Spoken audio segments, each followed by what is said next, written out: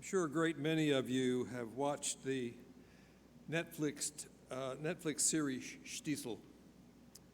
For those who haven't, the series is about an Orthodox family in Israel. The main characters are a rabbi who's the head of a yeshiva, his brother, and his son who is a gifted artist. The last episode of the series is titled, "Where Does Everyone Suddenly Go?" The three characters I mentioned are living together in the father's apartment, and they get into a major argument. At the end of the episode, the son and the brother decide they've had enough and inform him that they are moving out. Since his wife has died, the rabbi will now be left alone for the first time in his adult life, no one living with him. As the son and brother are about to leave, to walk out the door, the rabbi turns to them and says, "Don't leave like this. Come, sit with me. A glass of soda." As they're sitting at the table, the rabbi recalls a line from a book by an author he identifies as Bashevis, whom I assume is Isaac Bashevis Singer.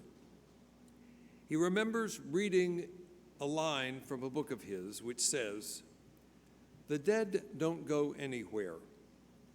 Every man is a cemetery, an actual cemetery, in whom lie all our grandfathers and grandmothers, the father, the mother, the wife, and child.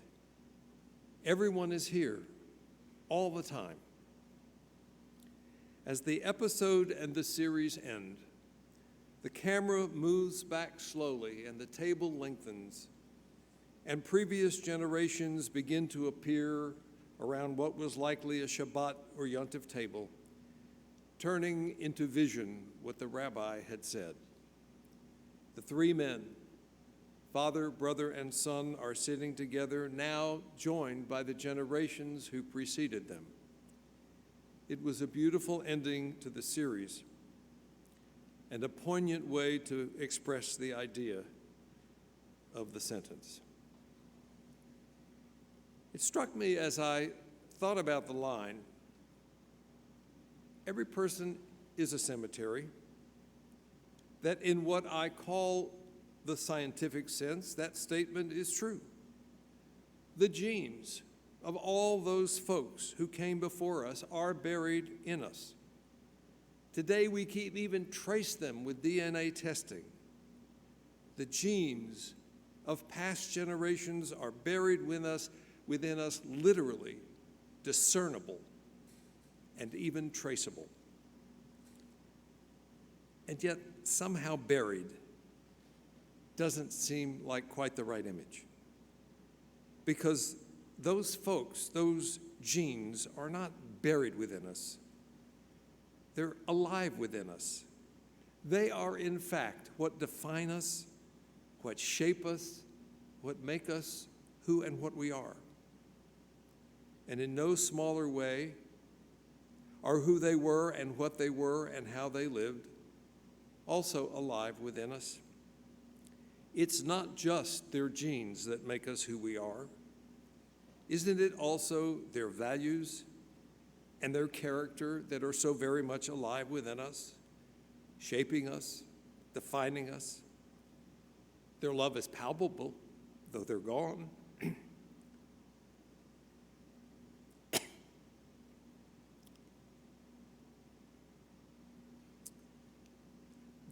Their memories visit within us,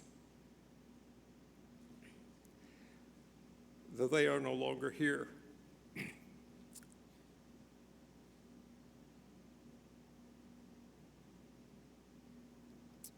But isn't that what Yizkor celebrates?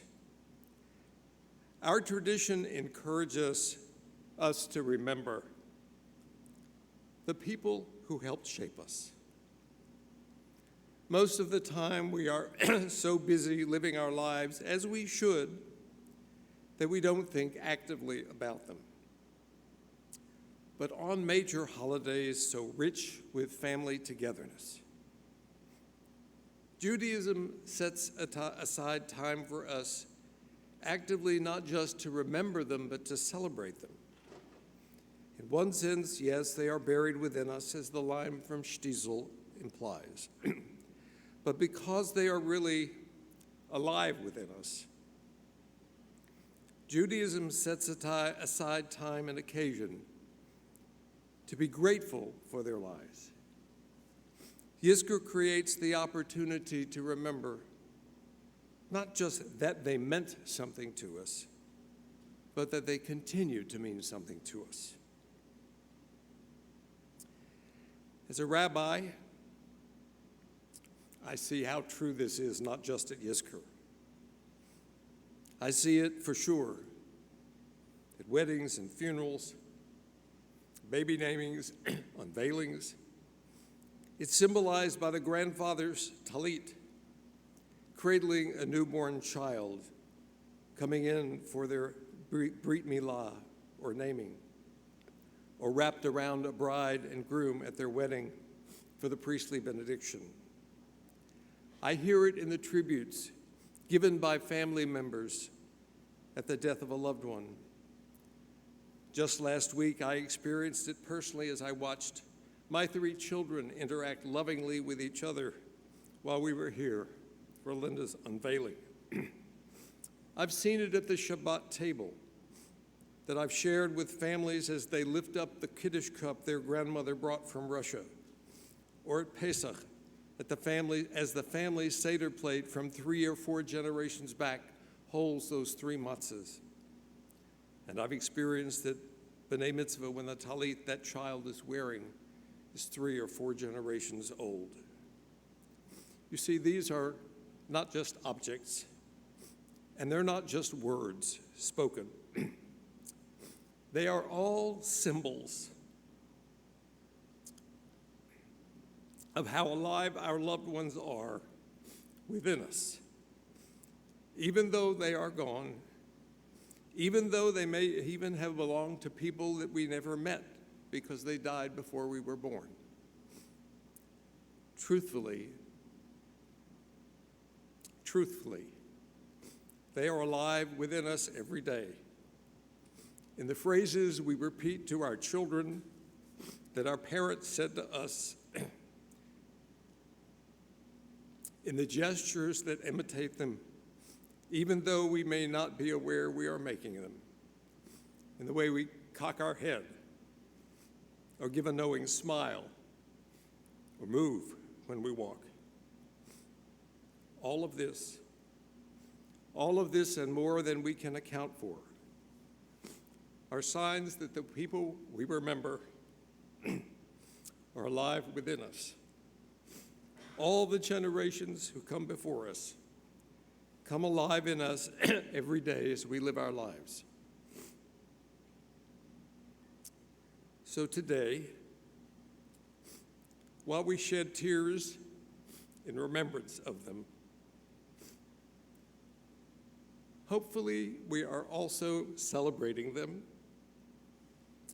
being thankful for them, being grateful we still possess memories of them, and our love for them remains alive within us, though they are no longer here.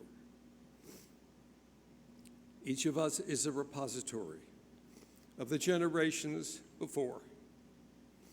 Our genes, our behavior, our strengths, even our weaknesses, our values. We are the sum total of all who came before us. And what greater honor could we do them than to be thankful for what they bequeathed to us and live our lives as a reflection of what they willed us, to feel their love, to cherish their memories. Those are their true inheritance to us. These are blessings that remain behind within us. And so may this Yizkor be a time when we not only remember, but give thanks for all that is alive within us that comes from them.